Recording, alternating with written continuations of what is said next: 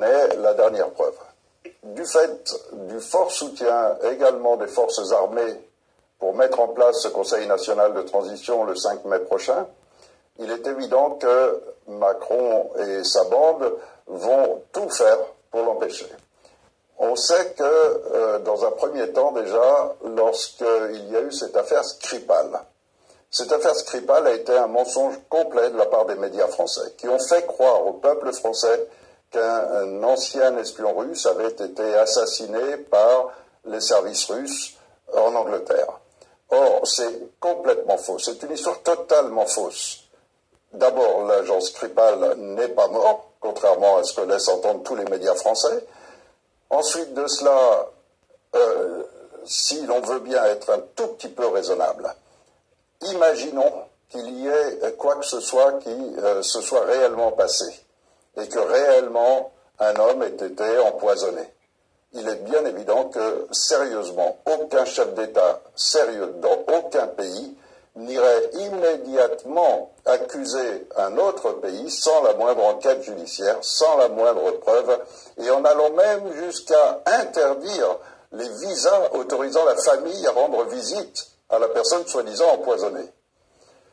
Là, il y a une manipulation complète de la part de l'Angleterre. Alors, ce qui est encore plus extraordinaire, c'est quand notre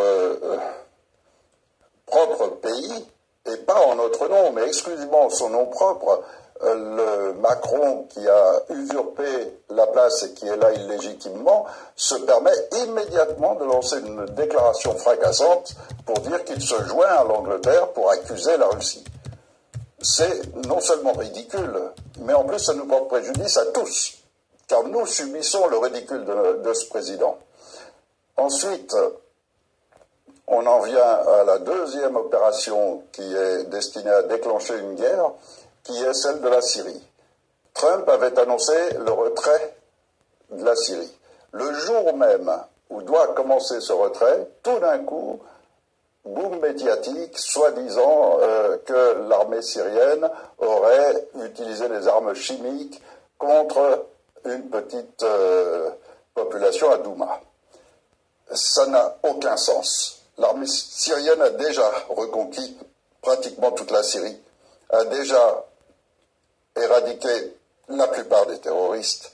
Il est bien évident que ce n'est pas le moment, et surtout dans cette situation, d'utiliser des armes totalement illégitimes, mais en plus complètement inutiles. Et surtout, il y a déjà pas mal d'investigateurs, de journalistes qui ont été sur place et qui sont en train de manifester sur leurs différents blogs et dans tous les pays du monde, y compris aux USA, que effectivement c'est une opération qui a été montée par le Deep State américain et qui est clairement une opération des casques blancs. À savoir qu'il est même possible qu'en fait cette affaire n'ait jamais existé, n'ait jamais eu lieu. Il n'y a jamais eu d'armes chimiques employées. Des bombardements opportuns juste après, pour faire disparaître toute trace, peuvent permettre que l'enquête soit plus difficile.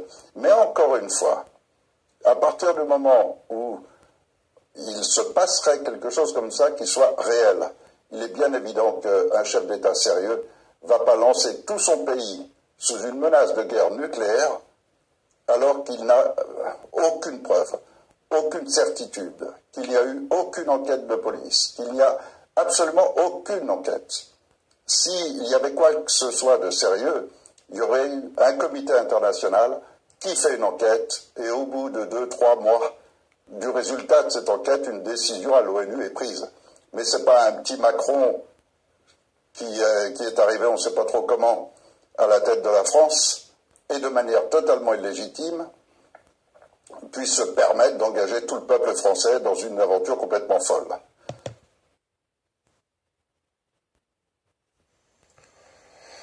Bonjour, je me présente, je m'appelle M. Diallo Papamoussa, je suis le 25 juin 1975 à Colombes dans les Hauts-de-Seine. Je suis français d'origine sénégalaise, j'ai grandi en banlieue parisienne, j'ai 3 enfants, je suis actuellement domicilié dans le sud-ouest et je fais cette vidéo au nom du Conseil national de transition.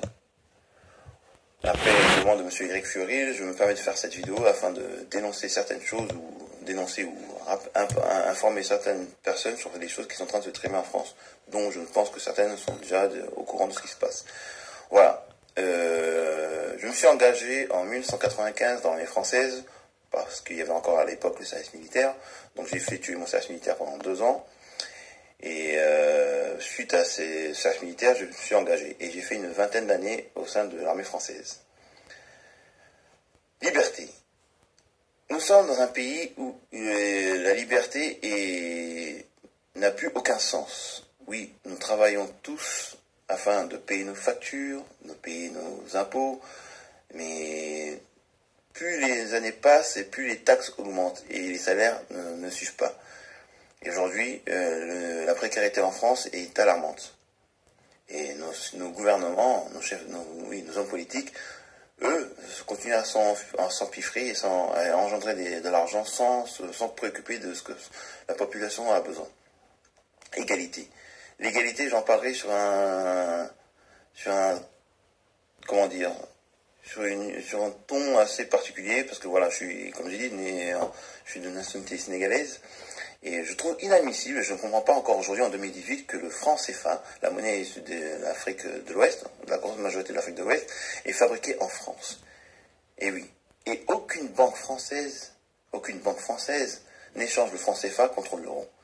Pourtant, toutes les matières premières sont issues du continent africain. Et ce continent, lui, ne se développe pas comme il devrait se développer, car on dépend encore de la France-Afrique. Et oui, elle existe encore. Même si on nous dit que ce n'est pas possible, ce n'est pas vrai, elle existe encore. Et pourtant, il vient de découvrir encore un gisement de pétrole au Sénégal dont le marché a été remporté par Veolia.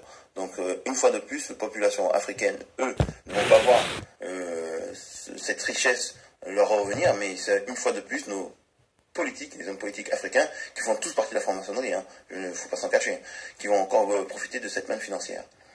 Et la fraternité. La fraternité, j'en parlerai sur un ton assez particulier aussi, car voilà, comme je vous avais dit, j'ai servi pendant 20 ans dans l'armée française, et lors de ma dernière opération qui s'est déroulée en 2013 en Centrafrique, à l'issue d'une patrouille, j'ai 2 de mes compagnons d'armes qui ont été pris dans une embuscade et qui sont morts. Moi, je suis père de famille. Et si j'apprenais que mes fils sont morts au combat sur un théâtre d'opération à l'étranger, j'aimerais bien savoir les circonstances dans lesquelles ils sont tombés. Et quand on a su que nos 2 frères d'armes ont été tués par du FAMAS, l'arme faite par la France, et on nous a dit que ça pouvait arriver, je dis non. Car les rebelles qui étaient sur place étaient armés en FAMAS, car c'était l'armée tchadienne que la France équipe. C'est l'armée tchadienne qui donnait leurs armes aux rebelles. Donc c'était un peu une situation assez particulière pour moi. C'est pour cette raison que j'ai préféré arrêter l'armée.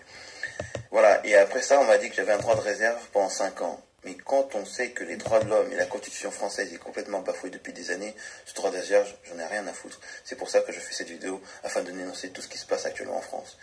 Et je ne comprends pas ce que la population française n'arrive pas encore à ouvrir les yeux et voir ce qui se passe. Alors je vous conjure, il va falloir se réveiller et aller faire cette révolution le 5 mai. Je vous demande de tous venir le 5 mai sera son moment pour dénoncer tout ce qui est en train de se passer dans notre beau pays. Voilà, je vous dis au revoir et je vous souhaite une bonne soirée.